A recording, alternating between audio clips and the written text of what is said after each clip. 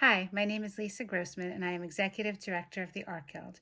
Welcome to the virtual reception for the Painted Moment, and congratulations to all of those that were accepted to this show. Before we begin, I just want to let you know of a few things that are coming up. March 15th is the deadline for Twisted, our next exhibit, which includes photography.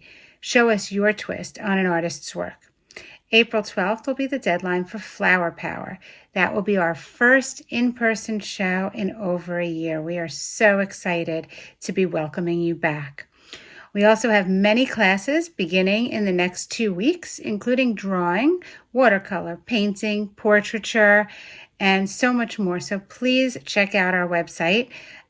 Sit back and enjoy the show.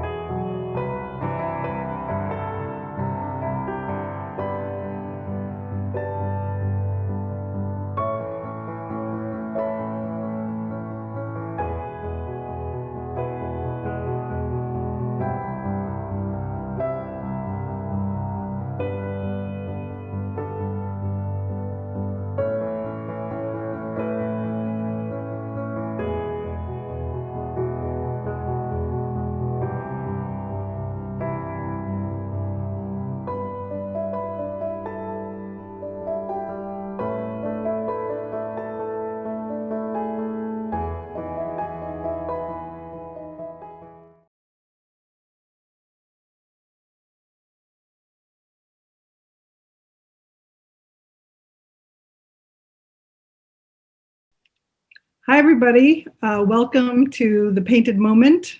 My name is Christine Lafuente. I'm a painter. I live in Brooklyn, New York, and I'm honored to be asked to speak about this exhibition.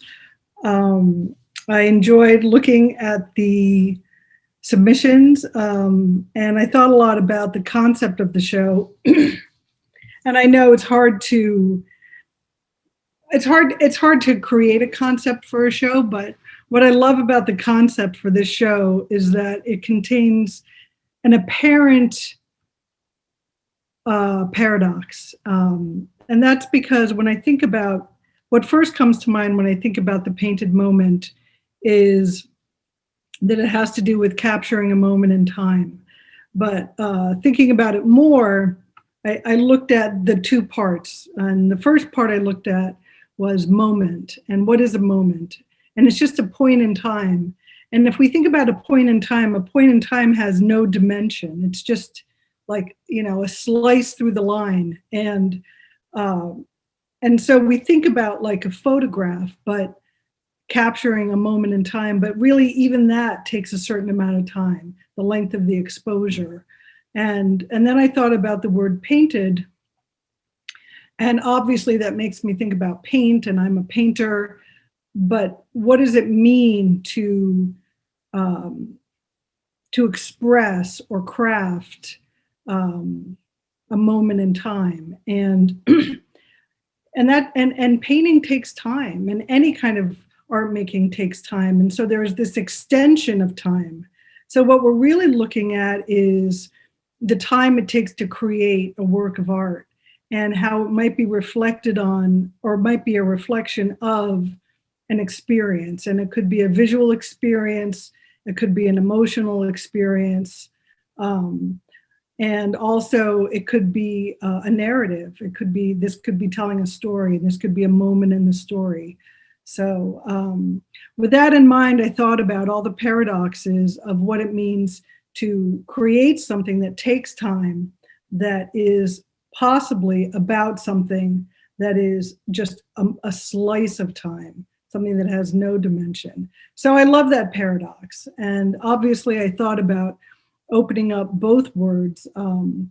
So the pieces I selected, I wanted to have about 6 or 7 honorable mentions, but they kept reining me in. So, and the pieces that I selected all have to do with playing with time and attention to some kind of life experience in time.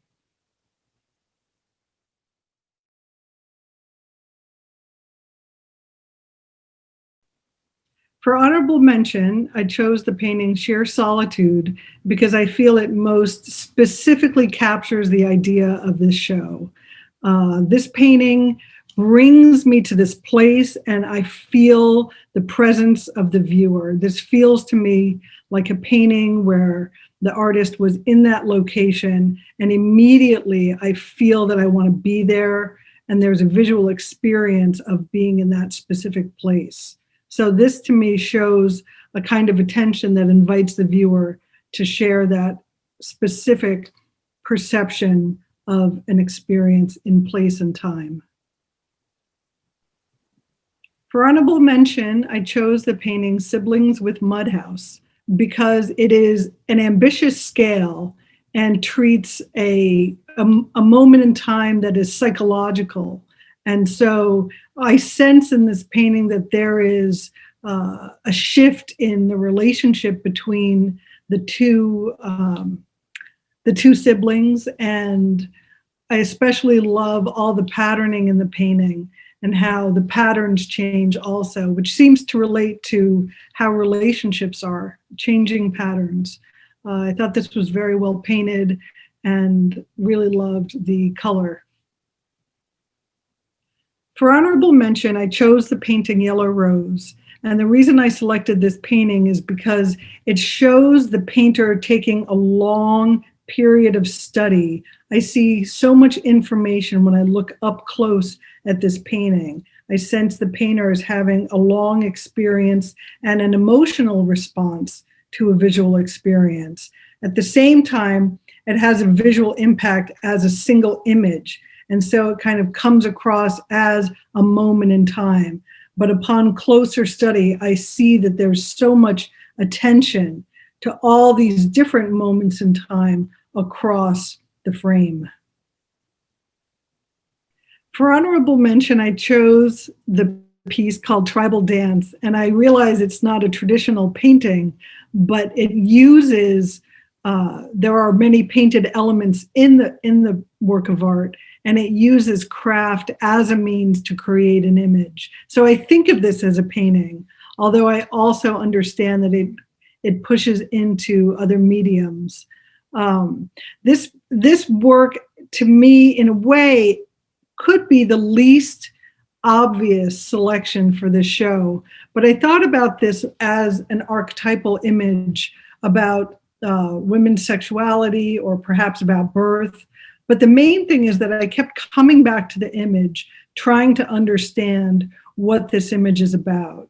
And ultimately, I decided that because it captures my imagination and I'm trying to understand the imagery, that it evokes kind of a reverie about what it could be, archetypal, descriptive, or even about a personal experience from inside the perception of the artist.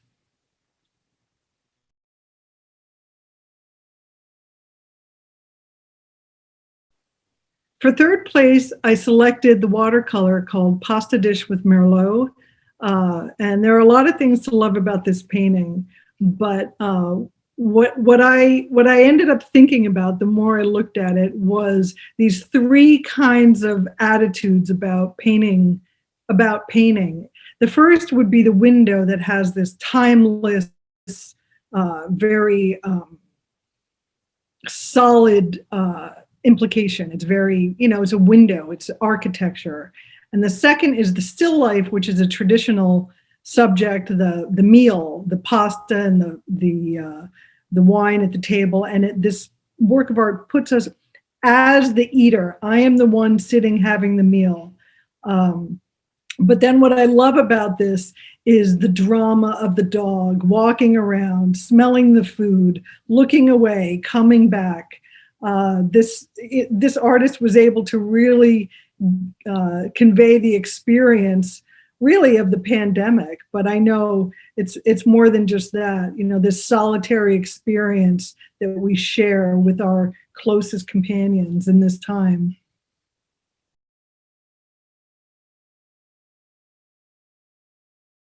For second place, I selected the oil painting called Elkmont Double Doors. And this painting feels like a study of an interior, but also there is, whether it's intentional or not, there's the implication of a figure that is between the two doors.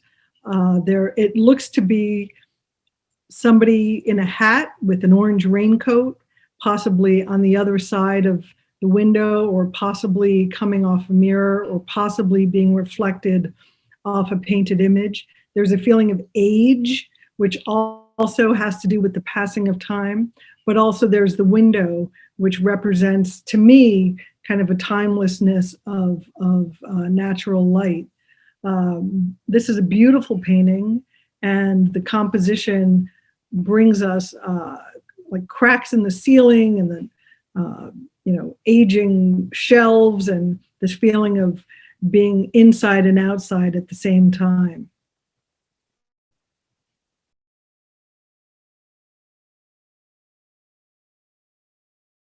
For first place, I selected a work of art called Mimi with Wallpaper, which is an extraordinary portrait. It has a very close attention to the veins in her face, the expression of her look, her clothing, everything that she's wearing, her hair. It's an extraordinary use of the colored pencil medium. I especially love the inclusion of the wallpaper as kind of a counterpoint to the portrait, which to me relates to her hair, but it also relates to something abstracted or decorative that is kind of a foil to this specific moment in time, the psychology of the viewer at that specific moment in time, and then there is this more eternal feeling of the pattern, how patterns unfold. And it also implies a home. There's a feeling of being wrapped in that or placed in that location with a curtain or a fabric or a loved sense of domesticity.